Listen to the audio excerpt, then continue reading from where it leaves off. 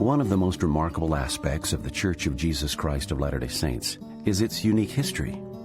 Throughout the world, great stories from faithful church members have only added to that history. This program shares some of these incredible stories of faith, perseverance, hope, and inspiration. You're listening to Legacy. I'm your host, Nathan Wright.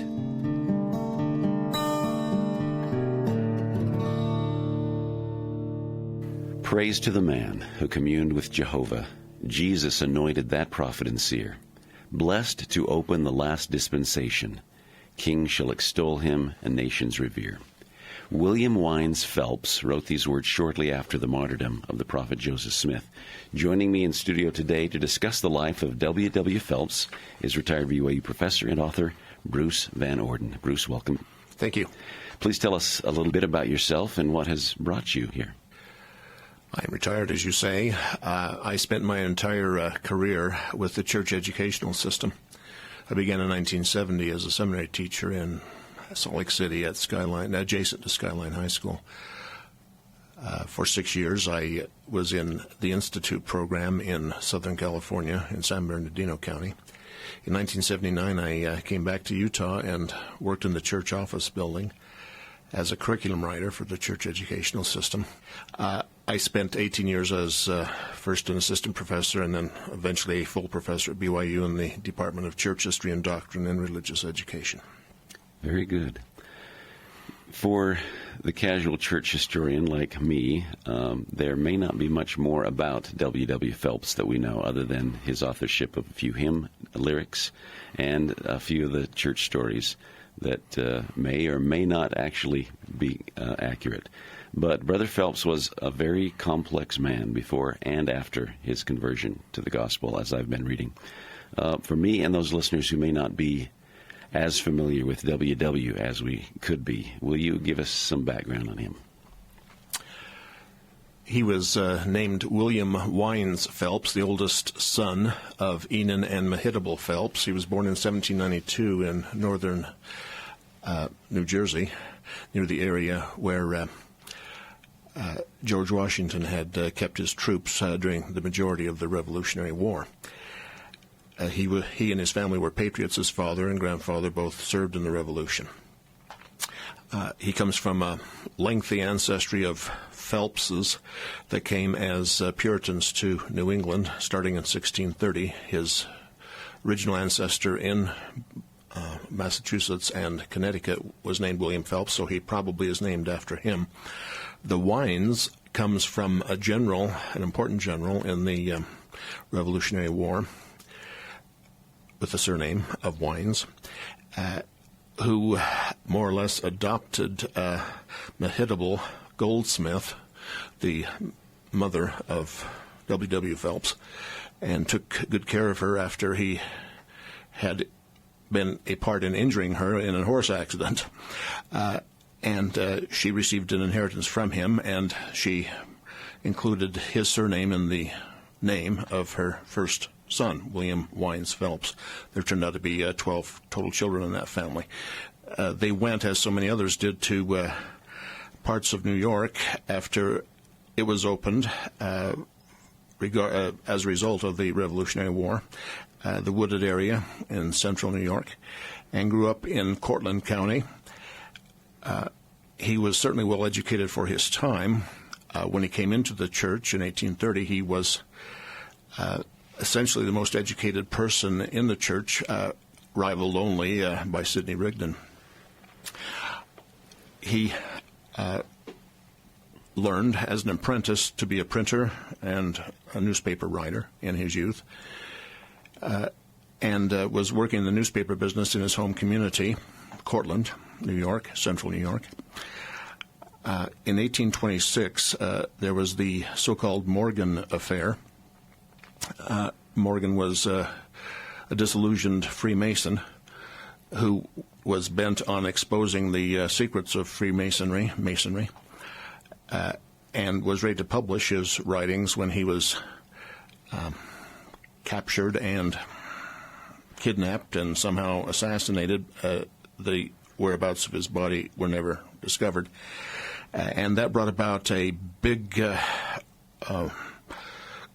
organization called the Anti-Masonic Group. It even became a political party of importance, and William W. Phelps was one of the 30 or so very important founders of the movement called anti-Masonry.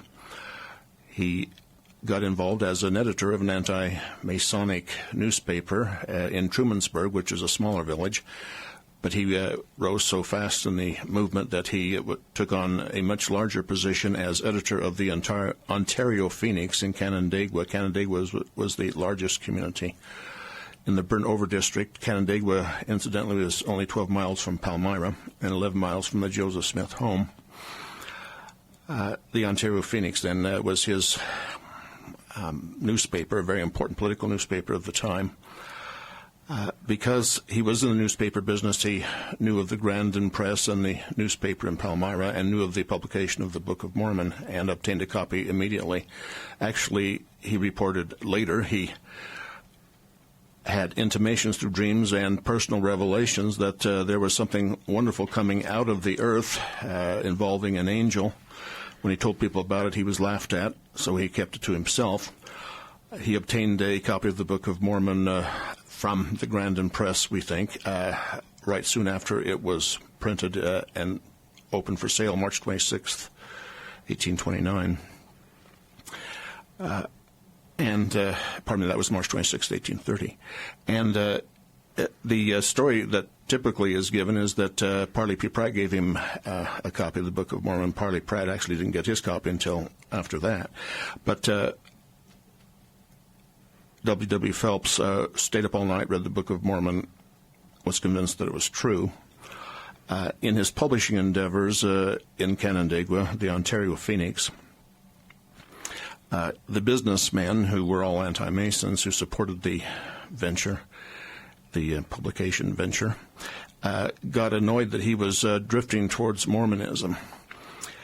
And they even admittedly arranged for him to be arrested for debts that he owed them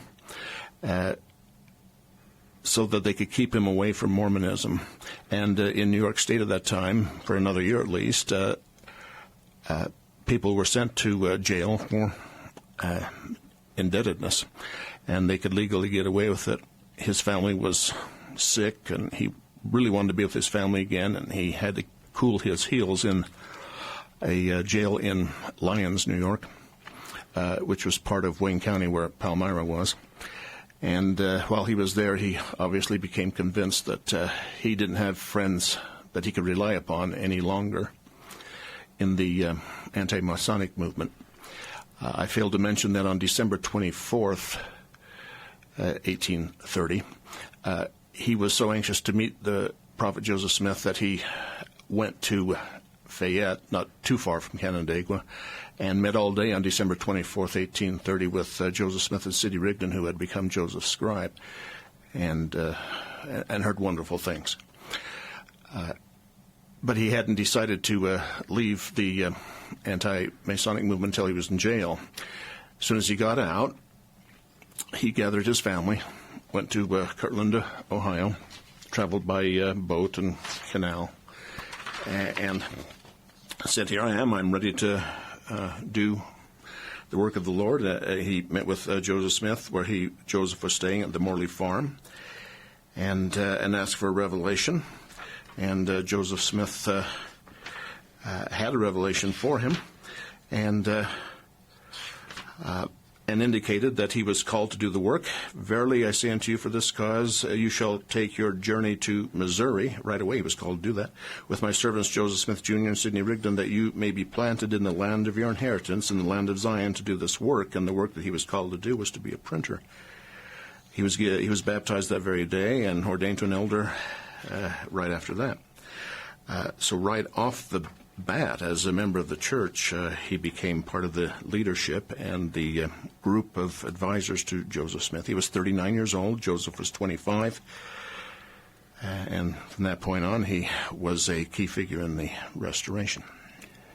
Some of the words that you used to describe him early in his life, he sought to excel and to gain honor. And obviously with this anti-Masonry thing, he received some of that within this group.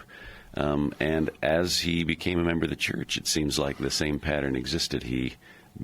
Perhaps because of his education, he also started pretty well in the top rung. I'm not sure if that's accurate. You're or not. absolutely accurate. He was in the top rung immediately. And a revelation that was received by the prophet Joseph Smith once they landed themselves in Jackson County, and the Lord identified for them that this was the land of Zion.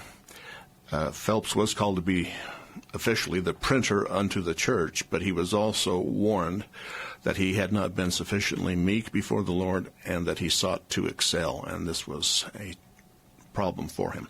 I might also add that he had been a firebrand in his politics before, was not afraid to say exactly what he meant and how he would attack his political enemies. And he was eccentric throughout his entire life, and from time to time was, not frequently, but occasionally was an embarrassment because of his overt enthusiasm. Very interesting. Let's talk a little bit about his relationship with his wife. We understand a lot about that because of the letters that he wrote. He didn't keep a journal, as I've found out, but his letters became his journal for us to kind of see what's happening in his life. Tell us a little bit about that relationship. Exactly. Let me mention a bit more about the letters. Thank you. Back in 1993 in BYU Studies, that would be volume 33, number 3, I had the privilege of editing the known letters. Phelps's 1835 Letters to Sally is the title of the piece. His wife is Sally Waterman Phelps. And he said in those letters that he intended this to be his journal, so please keep them. I found these letters in a variety of places. Some were in manuscript form only in the Latter-day Saint Historical Archives. Others were found in the journal history, which had been kept by Andrew Jensen, a church historian, on a day-by-day basis, the history of the church. And others had been published in the Improvement era years ago, during World War II, actually, when descendants of Phelps had given the Deseret News and the Improvement era some copies of those letters. In more recent years, a descendant of Phelps gave all of the manuscripts that she had access to, and they were all of them that had been in Sally's hands, to Brigham Young University, to the special collections known as the L. Tom Perry Special Collections at BYU. And in my studies there, I have found even additional portions of the letters that I didn't have access to before, and these are likewise interesting. William W. Phelps, according to his religious upbringing and Puritan ancestry, felt that family was exceedingly important. As a child, he had studied the Bible on a daily basis with his family. They sang hymns together. They called the hymns they sang in the morning hymns, and the hymns they sang in the evening hymns. And throughout his life, Phelps penned all kinds of poetry that he intended to become hymns, and he identified some of them as morning hymns and some of them as evening hymns. When he was an editor of the Lake Light in Trumansburg, he wrote a poem called Home, in which he extolled the virtues of home and family and hearth. The reason he did this is he was intensely homesick for his wife and children because they had not accompanied him from Cortland to Trumansburg. He was only there for a few months, and then took on that bigger job in Canandaigua, and then his family was able to join him again. When he joined up with the excursion to Zion with Joseph Smith in June of 1831, he had to leave his family again in Kirtland, and so he was absent from them. And he came back to Kirtland, picked up his family, and they emigrated to Jackson County, Zion as they always referred to it, and his whole family was with him at that point. But then they were driven out of Jackson County. The entire family suffered immensely. That would be in the late months of 1833. And then in 1834, as part of the preparation for the building of the house of the Lord, Joseph Smith summoned the presidency of the church in Zion, and that's what they were known as, the presidency of the church in Zion, including, that would be Phelps, who was the second in charge there. David Whitmer was called as the president.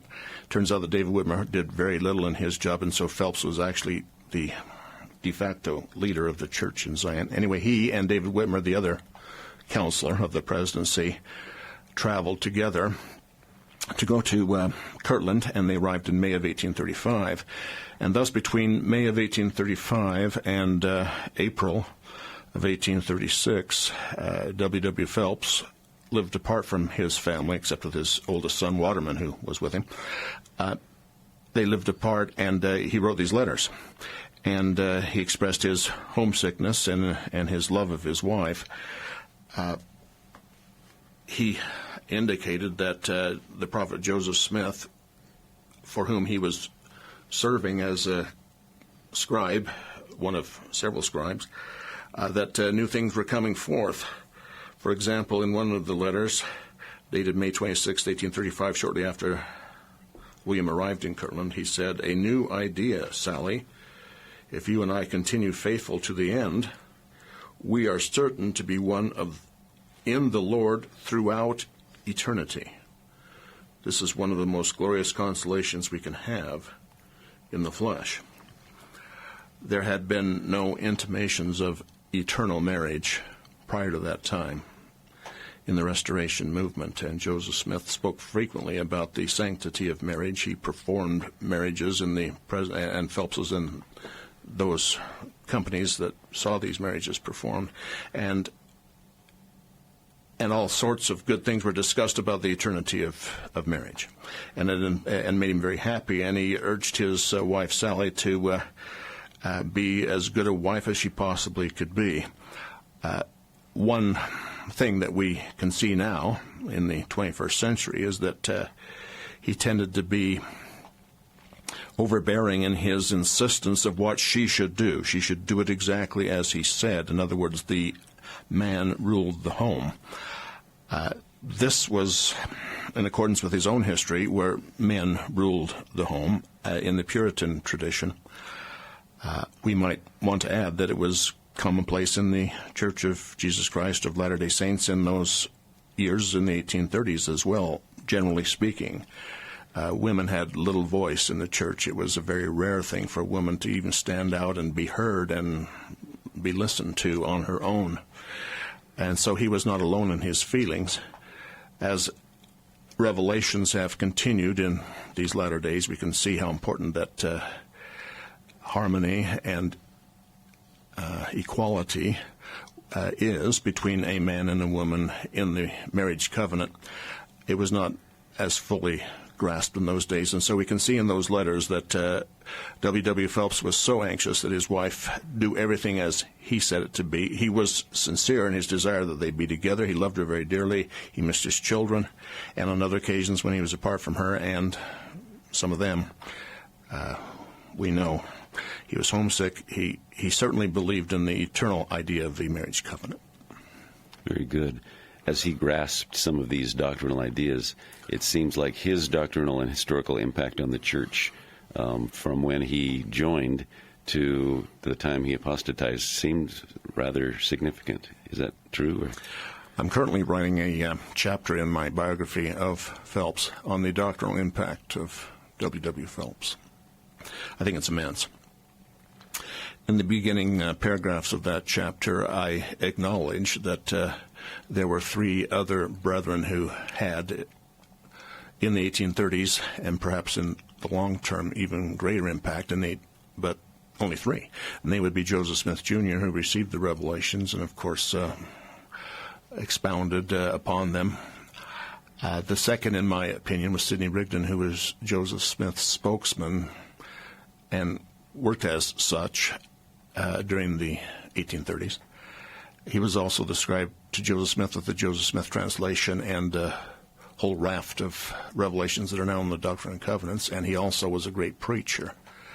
The third, in my view, would be Oliver Cowdery, who was with Joseph Smith in the translation of the Book of Mormon, and the second elder of the church, and was involved with Joseph Smith in the Revelations up through section 29 of the Doctrine and Covenants. Then fourth, in my view, is W. Phelps, and the reasons I put him at that stature are many. Probably heading the list is that he was the first publicist in print of any of the teachings of the restored gospel. He was called, as I have mentioned, to be the printer unto the church, and he was charged in those enthusiastic days of the summer of 1831 in Zion to put out a newspaper, the first publication of the restored church, and that would come out of Zion and Independence. And Phelps obtained a printing press in Cincinnati on his way migrating with his family to Zion, and he used that press to publish two newspapers. One was a secular one that provided common news and advertisements for the general population in Independence and Jackson County. There was no other newspaper at all in that community. Prior to his coming, there was no other printing press, actually. And then the one that we are, that was called the Upper Missouri Advertiser. But the one that we have access to today that is ever so significant is the Evening and the Morning Star. The first number of that was printed and distributed in June of 1832. And it ran for 2 years until the press was largely destroyed, at least buried and taken out of the hands of the LDS Church when Phelps and the other Latter-day Saints in Jackson County were driven out in October and November of 1833. Actually, it's not 2 years, is it? It's only a year and a half that it ran in Independence. And in the Evening and the Morning Star, W. Phelps printed all of the revelations that he could get his hands on that had come through Joseph Smith. This would be over half of the existing revelations that are now in the Doctrine and Covenants that had been revealed to Joseph Smith prior to 1832 and 1833. He received a number of these in the mail or by people who came to Jackson County carrying them. He published some of his own poetry. He certainly editorialized about a number of the new doctrines that had been revealed to Joseph Smith. The Book of Enoch, or extracts thereof, had been revealed to Joseph Smith. They are now found in chapters 5 and 6 and portions of 7 in the Book of Moses and the Pearl of Great Price, but they are actually extracts from the Book of Enoch, and you know about those, and he published them and spoke enthusiastically about the concepts of Zion that were revealed therein, and the excitement about having an eternal world. He was ever so enthusiastic about the Book of Mormon. The Book of Mormon was always Phelps's mainstay in his testimony, and he published portions of it and made comment about that.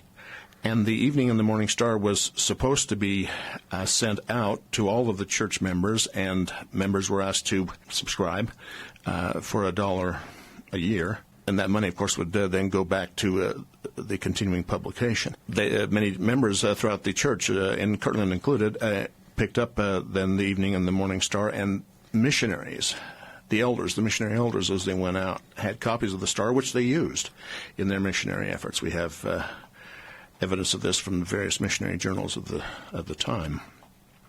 So you can see that Phelps, with his actual publications, was impactful upon the history and doctrine of the church simply because he was publishing them, and his comments were useful as well. When the saints were driven out and he made residence in Clay County, the Evening and the Morning Star started up again in Kirtland under the new editorship of Oliver Cowdery, who had gone there to live. But Phelps wrote lots of letters and commentaries to Cowdery that were put in the Evening and the Morning Star. And then when they decided to end that publication and start a whole new one called the Messenger and Advocate, Oliver Cowdery once again being the editor, the first editor, Phelps continued to send all sorts of poetry, commentary, history, descriptions of what was going on in Missouri and so on. So even though he's no longer the editor, his words were definitely there. Back in 1832, Joseph Smith commanded that, under the Lord's inspiration, of course, that Phelps not only publish this newspaper, but more important than that, of course, would be the publication of the Revelations, and it was to be called the Book of the Lord's Commandments, or the Book of Commandments. And so he was actually publishing that, along with Oliver Cowdery's assistants. And that was nearly finished. It was close to being finished. They hadn't found anyone to bind it yet. But it was nearly finished when mobs entered the W. Phelps and Company printing establishment and tore up the print. Miraculously, a few copies of the pages that had been printed already for publication of the Book of Commandments were rescued and taken to Kirtland. That really helped in the eventual publication of the Doctrine and Covenants in 1835. But really important was the publication of the Book of Commandments, which he obviously couldn't complete. But when he went to Kirtland in 1835, he was on the committee by assignment to put out the Doctrine and Covenants in its first edition. It received that new name. We don't call it the Book of Commandments, of course. We call it the Doctrine and Covenants.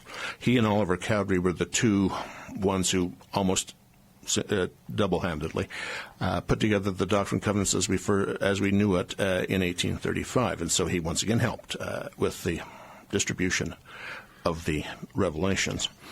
Also back in 1832, Joseph Smith charged W. Phelps to assist his wife Emma Smith, who had been called in Section 25, to put together hymns for an eventual hymn book, and therefore to use some of the hymns that Emma had selected to put them out in printed form, and they were printed out in printed form in the Evening and the Morning Star. And then Phelps enthusiastically started to pen his own hymns.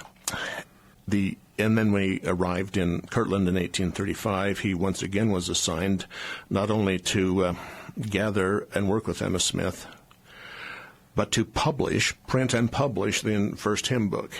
It's known as the 1835 volume called Sacred Hymns. And historically, most people think that Emma Smith had the most to do with it. We can only identify 5 to 10 hymns that she selected from existing hymns in the Protestant world that made it into that volume.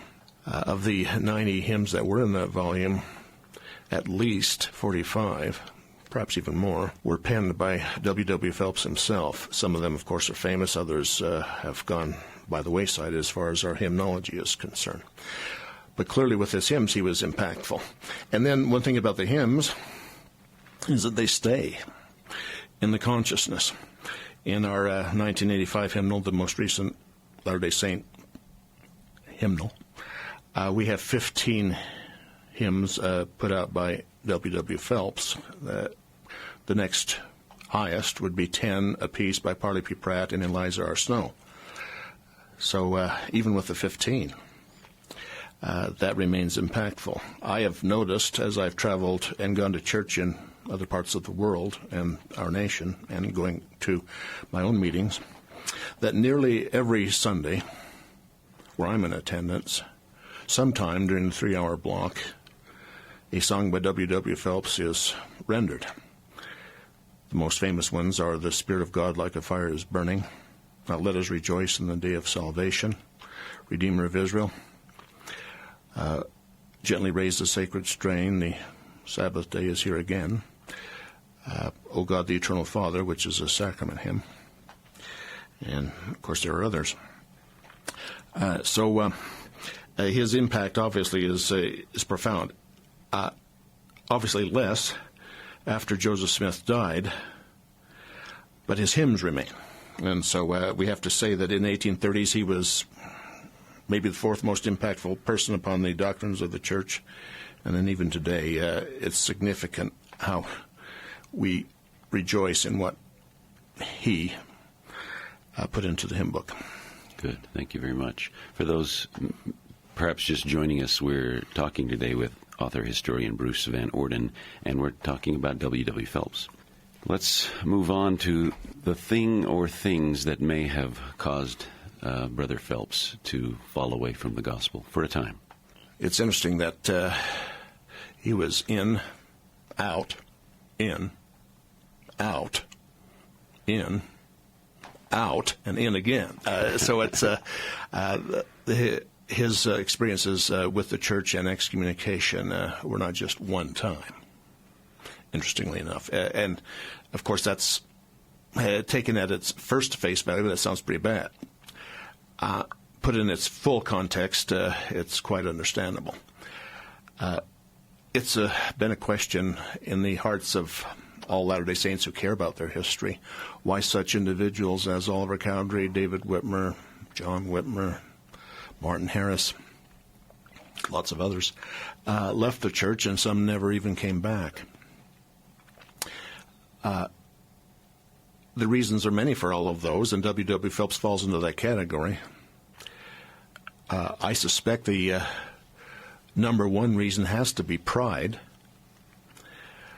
But all kinds of people who have equal pride in themselves and their supposed contributions to the world and to the church today, those who have equal pride to whatever these early brethren like W.W. Phelps and Oliver Cowdery and David Whitmer had, they aren't excommunicated.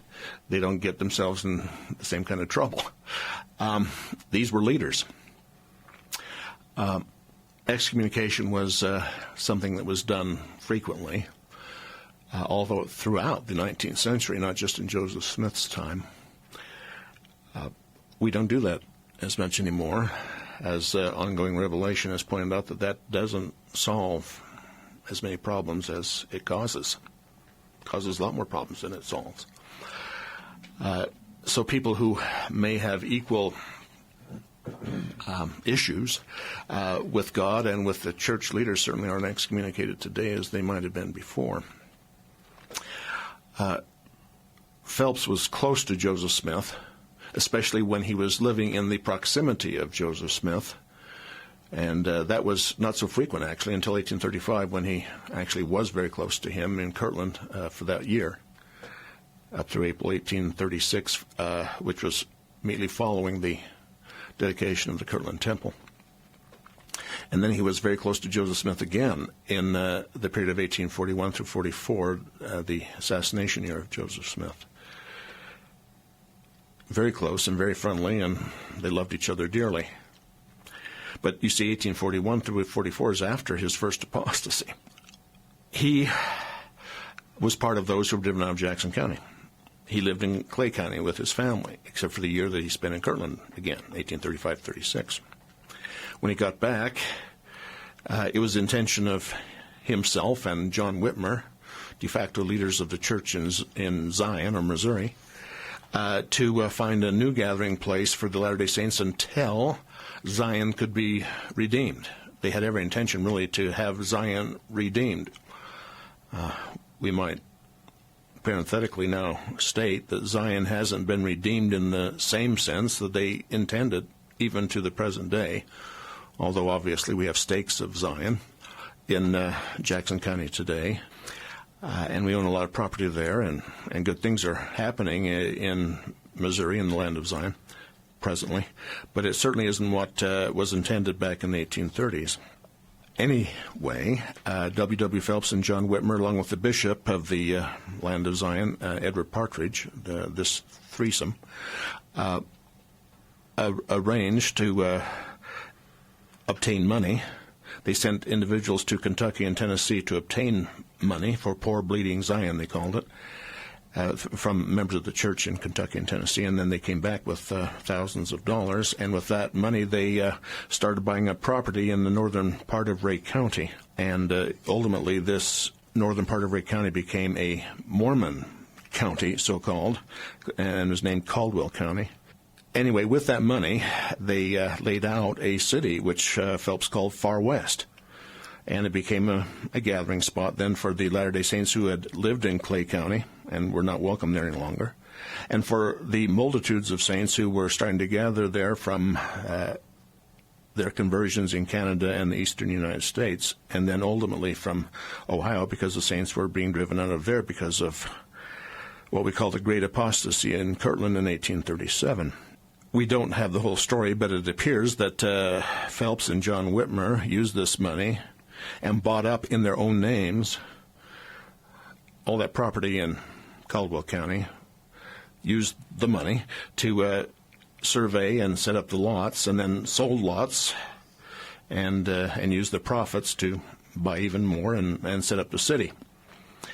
And they were accused by people, largely through jealousy, it appears in some cases, that they were misusing church funds for their own benefit. We have no evidence that they pocketed the money and became in any way enriched by it, but they were accused of misusing church funds. And when the High Council came together, and the High Council today is very clearly under the direction of the presidency, but the High Council in Missouri was essentially a separate entity, at least they operated as such, from the presidency. And they rebuked the presidency. Thing is, David Whitmer wasn't even there, so the two members of the presidency left were W. Phelps and John Whitmer, and they rebuked them and said that you guys had done all this wrong things, and they said you shouldn't be members of the church any longer, and they even took steps to send them out of the church. This was not really an official excommunication, but the High Council thought so. And then when Joseph Smith arrived in Missouri to live, and he had fled from persecution in Ohio, he arrived in March of 1838. He studied the situation, and he received some data that may not have been totally correct, and he and Sidney Rigdon substantiated the claims of the High Council and did officially excommunicate Phelps, Whitmer, and by this time David Whitmer and Oliver Cowdery and Lyman Johnson and Frederick G. Williams and a lot of other key players. It was obvious that Joseph Smith was being influenced by Sidney Rigdon a great deal, and Sidney had been very reliable in the kingdom up till that point. But Sidney Rigdon became a firebrand of his own, and in that summer he gave a talk called Now the Salt Sermon, in which he said that these so-called dissenters should leave Far West or else they'd be trodden underfoot of men. In other words, it was a blatant threat, get out of town, we don't want you anymore. And a lot of these so-called dissidents left. Phelps did not leave, neither did Frederick G. Williams, and it looks like they were not as dissident as some of the other guys. And Joseph Smith even received a revelation that we can read in history, it's not in the Doctrine and Covenants, saying that if they repent of their sins, they can come back and be missionaries. This would be Phelps and Frederick G. Williams. Well, that never materialized. But Phelps stayed in Far West and became part of the negotiating team that represented the Mormon side as best it could against the militias that were attacking and besieging Far West. A lot of people say that when Joseph Smith was handed over as a prisoner in Far West, that they were giving him his de facto death sentence, but it was the head of the militia who gave the death sentence, and Phelps and these other negotiators were acting in good faith, and they were trying to save the people from destruction. It was all very complicated. The entire Mormon-Missouri War of 1838 is so very complicated. Part of the complication arises out of the fact that there was a secret band of Mormon men that we now identify in history as the Danites, who went about performing depredations against the other Missourians whom they did not like, including in the vicinity of Adamon-Diomen in Daviess County, and also Millport and Gallatin. And W. Phelps knew of these pillagings and fires and other things, and he assumed they had come from Joseph Smith and Sidney Rigdon. They really had, in large measure, come from Sidney Rigdon. And therefore, when Joseph Smith was now incarcerated in November of 1838, in Richmond. It wasn't the Liberty Jail that he later stayed in, but in Richmond they held a preliminary hearing, it's called, and lots of Mormons or former Mormons testified about what they knew, and this included all these depredations and pillagings. Phelps was one of those. He had also signed an affidavit that made it possible for the Latter-day Saint leaders like Joseph and Hiram Smith and Sidney Rigdon and Barnaby Pratt and a few others to remain incarcerated until this preliminary hearing.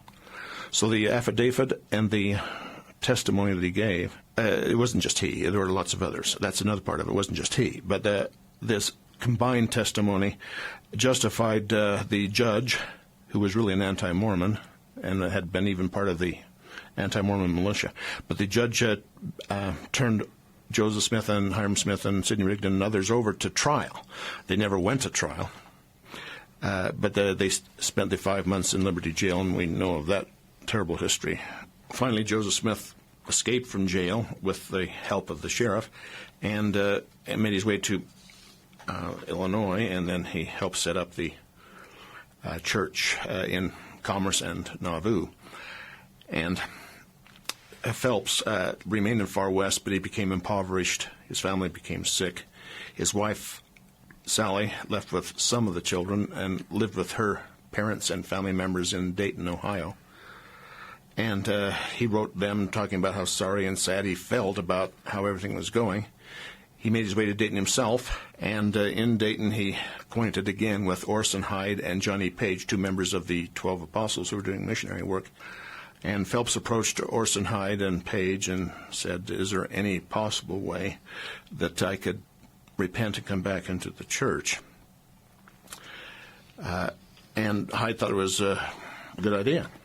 And so he sent a letter to Joseph Smith in 1840 to Nauvoo, speaking up for Phelps and his family, and included these words from, and Phelps sent along with that letter these words: "Brother Joseph, I am as the prodigal son. I have seen the folly of my way, and I tremble at the gulf I have passed. I ask my old brethren to forgive me, and though they chasten me to death, yet I will die with them. For their God is my God. The least place with them is enough for me. Yea, it is bigger and better than all Babylon. I know my situation. You know it. And God knows it. And I want to be saved if my friends will help me. I have done wrong, and I am sorry. I ask for forgiveness. I want your fellowship. If you cannot grant that, grant me your peace and friendship, for we are brethren, and our communion used to be sweet." In an instant, after receiving these letters from Hyde and Phelps, the prophet wrote back. He wrote, "Dear Brother Phelps, you may in some measure realize what my feelings were when we read your letter. We have suffered much in consequence of your behavior. The cup of gall, already full enough for mortals to drink, was indeed filled to overflowing when you turned against us." I want to parenthetically say again, Phelps was not the only one. There were others who did it, who had also been faithful members of the church. But obviously Phelps had been part of it. And when he had given his testimony against Joseph Smith, he was doing it thinking that the saints had actually turned into heathens themselves by their behavior. But anyway, he admitted in his letter that he had done wrong, and Joseph Smith reminded him of how hard it had been. But then Joseph continued, "However, the cup has been drunk, the will of our Father has been done, and we are yet alive, for which we thank the Lord." Let me stop here and say that Neal A. Maxwell and so many others have given their opinion that it was God's will that Joseph Smith go through the Liberty Jail experience because it gave him so much more insight into who he was, what his duties were, and how he would go forth to perform them, and that he would be saved from this tragedy and miscarriage of justice, and that greater things would yet appear, and that the prophet Joseph Smith, as Elder Maxwell stated, became twice the prophet that he had been before after he left Liberty Jail and went to Nauvoo. And I believe that sincerely myself, and so it turned out all for the best. Get back to this, and we thank the Lord. "And having been delivered from the hands of wicked men by the mercy of our God, we say it is your privilege to be delivered from the powers of the adversary, Be brought into the liberty of God's dear children. And again, take your stand among the saints of the Most High, and by diligence, humility, and love unfeigned, commend yourself to our God and your God and to the church of Jesus Christ. Believing your confession to be real and your repentance genuine, I shall be happy once again to give you the right hand of fellowship and rejoice over the returning prodigal. Come on, dear brother, since the war is past. For friends at first are friends again at last. Yours as ever, Joseph Smith, Jr. It turns out that Phelps, of course, was pleased with this, and he took an assignment to be a correspondent to the Times and Seasons, the new church publication under the direction of the prophet and John Taylor in Nauvoo, to be a correspondent and send information from Ohio. Phelps and his family took up temporary residence in Kirtland itself, where some Latter-day Saints actually still lived, and sent letters that were published in the Times and Seasons. But when he had enough means, and he had a tough time coming up with this, he took his family to the Mississippi and then went up the Mississippi River to Quincy and then walked the rest of the way to Nauvoo, and Joseph Smith saw him afar off and ran out. And as we read in the prodigal son story in the New Testament, with the father giving his embrace to the son, Joseph Smith, gave his embrace to William W. Phelps and took him in, gave him lodging, and immediately put him to work as a scribe working on the history. He also put him to work with the Times and Seasons. And for 3 years then, 1841 through 44, W. Phelps played a very instrumental role, including being a political leader, part of the city council. He had everything to do with the leadership of Joseph Smith. He was Joseph's political scribe, very much also as Joseph began his political campaign. And then when Joseph Smith's funeral took place shortly after his assassination, and the 12 were not back from their missions yet, it was Brother Phelps who gave the funeral sermon for Joseph Smith's funeral. This is a cyclical contrast, it seems like. When Phelps comes into the church, he starts really big.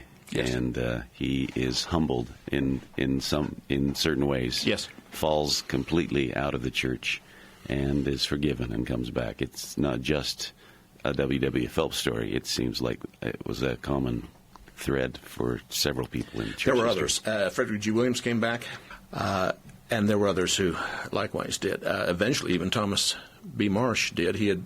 I would say that Thomas Marsh had a lot more to do with Joseph Smith's incarceration and problems in the Missouri jails than Phelps did. But he eventually came back, a broken man, to be sure, in 1856, and Brigham Young accepted him back into the fold of Christ, though he never received in any way a replication of his positions. Whereas Phelps was a leader under Joseph Smith and was a trusted type of person, though not in the leadership councils of the church once they came to the Salt Lake Valley. So knowing these things about W. Phelps now, what can a regular member of the church learn from this amazing figure in church history? Naturally, as I have tried to live in the circumstances in my mind that Phelps lived in, pretending that I'm right there with him as he does his various things in his life. That's how I try to write history, as I try to put myself in those situations. I never want to be guilty of presentism by condemning a person for things that we now understand that they didn't understand then. That's one of the reasons why I've actually tried to give the context of these events in his life in our discussion today. As I've done that, I've recognized that, yes, he was an eccentric man, a little over-enthusiastic at times. I haven't mentioned, but it's true that he was pedantic in a lot of his writing, used too many words. He tried to show off sometimes by using phrases from Latin and Greek that he knew, but were not necessary to throw into some of the verbiage that he put out in his writings. But he was a dedicated follower of Christ. He loved the Savior and expressed it ever so well in his writings and in his hymns. What he loved about Joseph Smith most of all was the revelations that came through him, although he loved him on a personal basis, I have no doubt. But what he extolled about Joseph Smith was the revelations, and he knew that these revelations were true. And once he recognized that Joseph Smith Jr. was not particularly at fault in Missouri, although we cannot say that Joseph Smith didn't make any mistakes in Missouri.